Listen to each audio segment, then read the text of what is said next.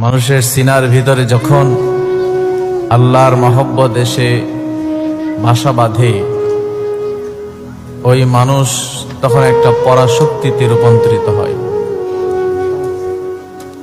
তখন তার হাত আল্লাহ ঘোষণা করেন যে এটি আমার হাত। আল্লাহ ঘোষণা করেন যে তার চোখ এটি আমার চোখ।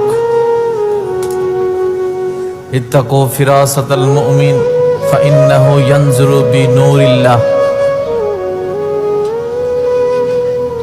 আমার আল্লাহ বলেন হাদিসে কুদসিতে যে তোমরা ওই সমস্ত বান্দাদের এই অন্তর্দৃষ্টি থেকে হেফাজত থাকবা, সাবধানে থাকবা। কেন? আল্লাহ বলেন কারণ সে তখন তার চোখ দিয়ে দেখে না, আমি আল্লাহর নূরের আলো দিয়ে সে দেখে।